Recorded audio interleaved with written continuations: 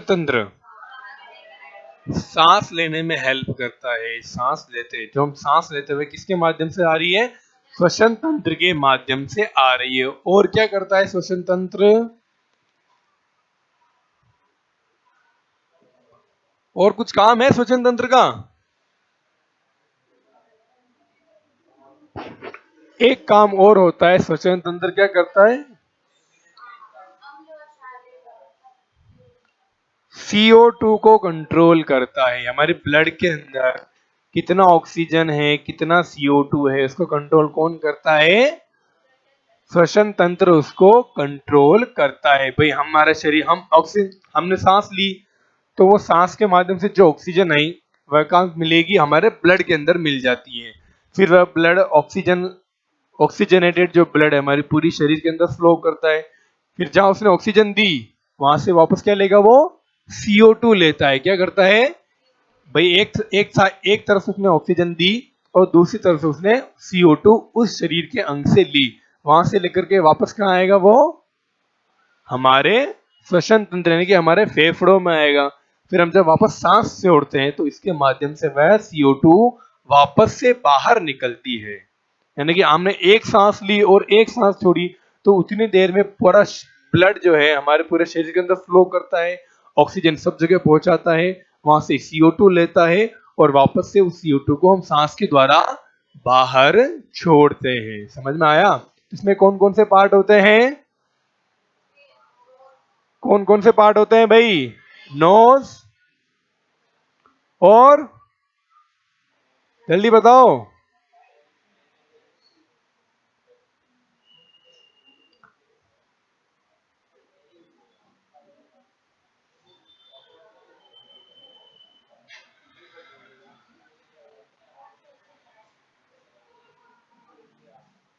Larynx, pharynx, trachea, lungs.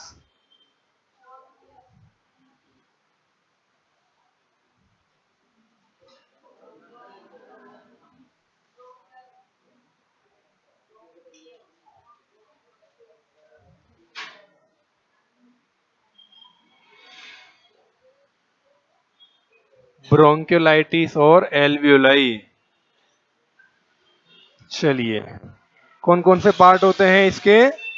एक तो आ जाएगा सबसे पहले nose, pharynx, larynx, trachea, bronchus, bronchiolitis, alveoli, lungs और प्लूरा। एक और लास्ट पार्ट क्या रहेगा इसका?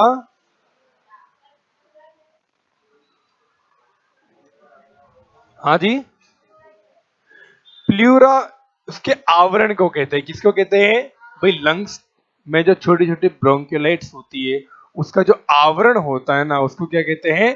प्लूरा कहते हैं। तो अपन कहते हैं ना भी पानी भरा गया, तो वो पानी जो भरता है फेफड़ों में वह प्लूरा के अंदर पानी भराता है। पानी भरने के बाद उसमें सांस लेने में दिक्कत आती है। जैसे घर में आपने कहीं देखा होगा, आपके जो बुजुर्ग है तो उनमें ये तकलीफ आती है ना भाई, सांस लेने में उनको जल्दी सांस चढ़ जाती है। तो क्योंकि प्लूरा कहीं ना कहीं थोड़ा थोड़ा फ्लूइड भर जाता है, इस वजह से वह सांस लेने में तकलीफ आती है। भाई कोई जगह है उसको अपन जितना दबा के रखेंगे तो उसमें सांस लेने उतने जोर लगाना पड़ता नहीं पड़ता है भाई? आपकी अगर शरीर के चेस्ट पर अगर कोई भारी वजन आता है तो सांस लेने में जोर लगाते हैं आप, तब जाके सांस प्रॉपर आती है। तो वो प्लूरा क्या करता है भाई? उसके अंदर अगर पानी भर जाता है तो ओल्ड एज में यह प्रॉब्लम जो है नॉर्मल होती है। यानी कि आपके फ्लोरा के अंदर कहीं ना कहीं पानी भर जाता है तो इस वजह से उनको सांस लेने में तकलीफ होती है, तो इसलिए जल्दी जल्दी उनकी सांस चढ़ने लगती है। तो ये तो आपका हो गया रेस्पिरेटरी सिस्टम। इसके बाद क्या पढ़ेंगे? कौन सा? क्या होता है भाई? क्या होता है यूरिनरी सिस्टम?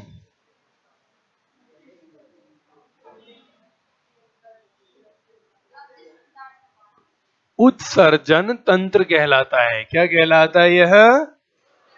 उत्सर्जन तंत्र कहलाता है। उत्सर्जन का अर्थ क्या होता है? कि शरीर से बाहर निकालना भाई। यानी कि आपने जो चीज ग्रहण करी है उसको शरीर से बाहर निकालने की जो प्रोसेस होती है वह क्या कहलाती है? उत्सर्जन कहलाती है। तो उत्सर्जन तंत्र किससे बनता है? क्या काम होता है उत्सर्जन तंत्र का? जो भी शरीर में लिक्विड फॉर्म में हम यूरिन बाहर निकालते हैं वह उसको क्लीन करना, उसमें कोई भी अपशिष्ट पदार्थ हो उसको छानना, और फिर जो भी हानिकारक पदार्थ होते हैं उनको हमारे शरीर से बाहर निकालने का काम कौन करता है? उत्सर्जन तंत्र करता है। इसके क्या क्या पार्ट होते हैं?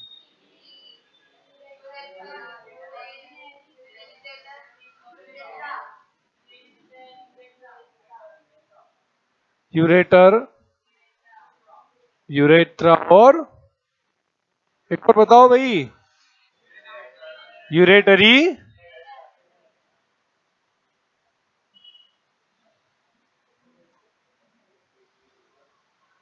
Ureteric bladder. क्या होती है किडनी? क्या होती है? वृक्क कहलाती। क्या करती है यह? यह एक प्रकार की एक छलनी होती है जो कि हमारे शरीर में पाए जाने वाले सभी अपशिष्ट पदार्थों को छानने का काम करती है। इसकी सबसे छोटी इकाई क्या होती है? नेफ्रॉन होती है। क्या होती है? किडनी होती है। उसकी जो सबसे छोटी इकाई होती है वह क्या कहलाती है? नेफ्रॉन कहलाती है। यह एक बीज नुमा होती है। क्या होती है? यह एक बीज नुमा आकृति होती है।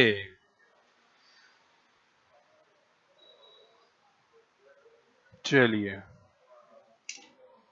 तो क्या होता है भाई? यूरेनिक किडनी,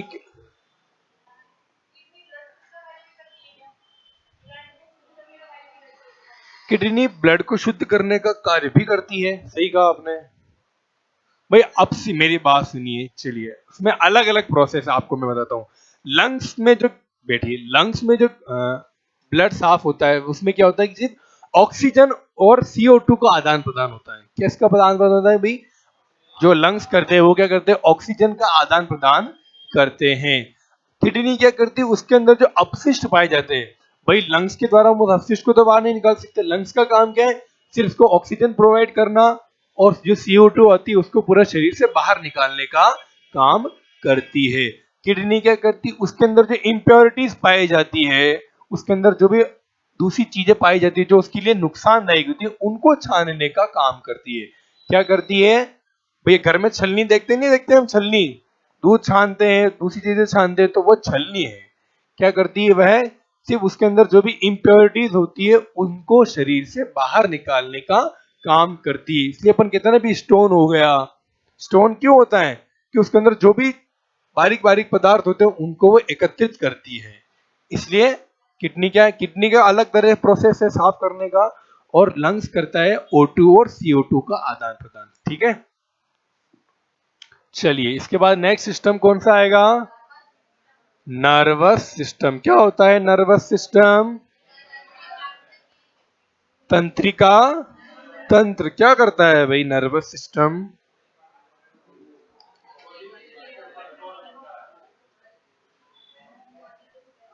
हाँ,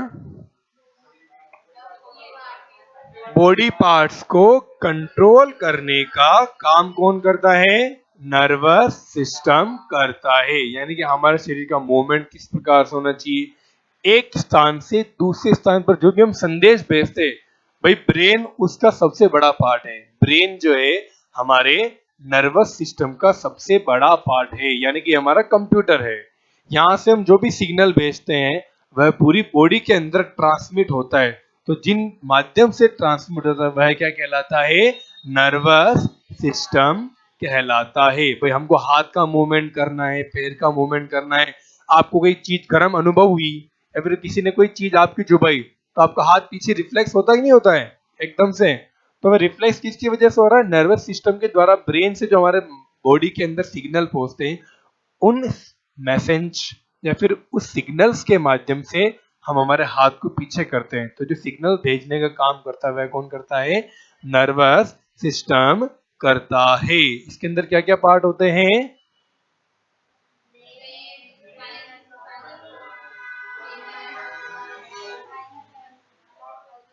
स्पाइनल कोड और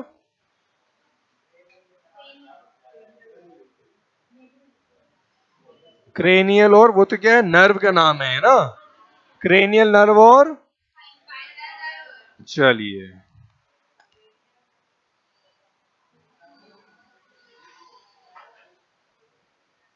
क्रेनियल नर्व और स्पाइनल नर्व। तो अपन कहते हैं ना कि भी कोई व्यक्ति पैरालिसिस में चला गया है, उसका एक हाथ काम नहीं कर रहा है, एक तरह से शरीर काम नहीं कर रहा है, तो वह क्यों होता है? क्योंकि जो उसके नर्व्स हैं वह कहीं ना कहीं डैमेज हो जाते हैं। क्या हो जाते हैं? इसका जो नर्वस सिस्टम है, तो कोई पर्टिकुलर एरिया की जो नर्व है या तो वो दब जाती है, उस पर कोई प्रेशर पड़ता है, या फिर बाहर से कोई चोट लगने की वजह से वह नर्व कहीं ना कहीं डिसेबल्ड हो जाती है।